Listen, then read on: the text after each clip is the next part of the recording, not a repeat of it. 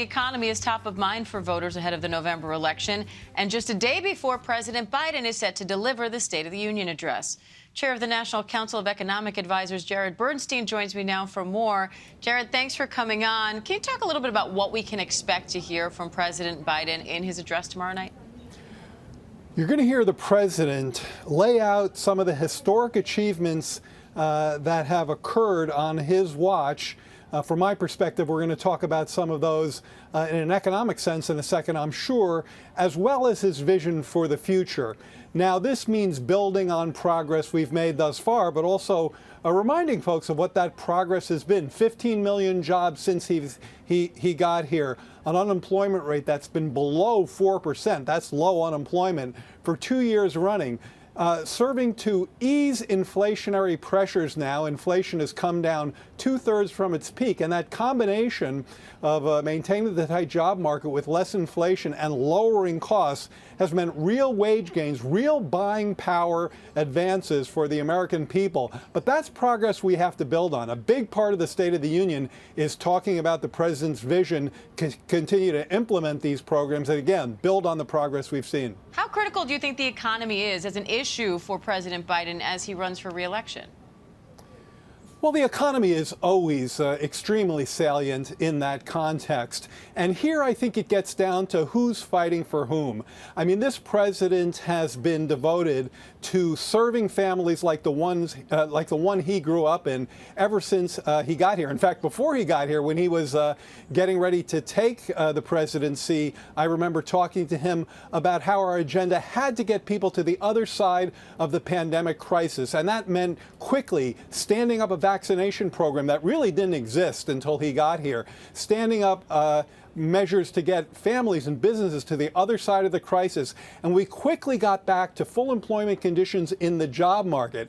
He then took, along with, in a bipartisan manner, along with Republicans, managed to legislate some of the most important measures we've seen in this country, whether it's standing up domestic semiconductor industries, standing up domestic here in America, production of electric vehicles and batteries, semiconductors, as I mentioned. So all of that is work that we've done to help get this economy on a strong track. And I think probably one of the most important things right now, given where the American people are, is continuing our agenda to lower costs, lower the cost of health care, lower the cost of prescription drugs, and continue to fight against junk fees. Now, polls show voters trust Republicans more when it comes to the economy. So how vulnerable is the president there, and how is he trying to change that? Well, I've seen lots of different polls saying lots of different things. And if you actually ask people what they think about many of the more granular aspects of the Biden economy, many of these things poll at 79, 80%, 85%.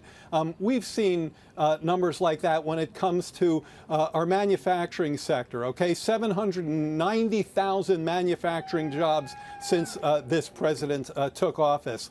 What about investments, as I've mentioned, in domestic industries, in building and buying in America? Many of these things pull through the roof. And then when you get to the lower cost agenda, look, presidents have undertaken a fight against big pharma. This was the only president ever yet to win that fight. And we now know that pharmaceuticals are lowering the prices that seniors are going to have to pay for critical prescription drugs, thanks to the legislation, the Inflation Reduction Act, which this president managed to legislate. Now, Biden has touted his bipartisan accomplishments like the Infrastructure Act. So what can we expect when it comes to reaching across the aisle in his speech tomorrow?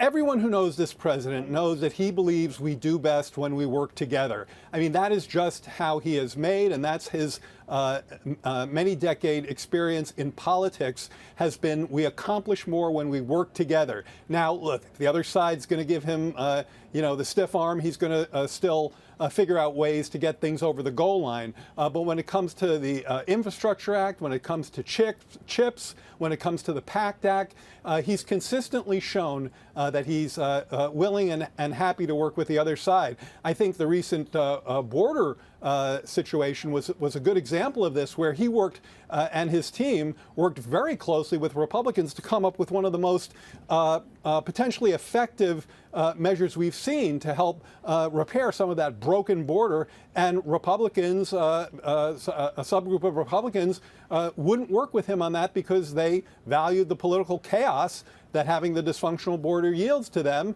and their potential leaders. So I think he's shown time and again who he's fighting for and how he's willing to work with the other side to get there. All right, Chair of the National Council of Economic Advisors, Jared Bernstein. Jared, thank you. My pleasure. Hi, everyone. George Stephanopoulos here. Thanks for checking out the ABC News YouTube channel. If you'd like to get more videos, show highlights, and watch live event coverage, click on the right over here to subscribe to our channel. And don't forget to download the ABC News app for breaking news alerts. Thanks for watching.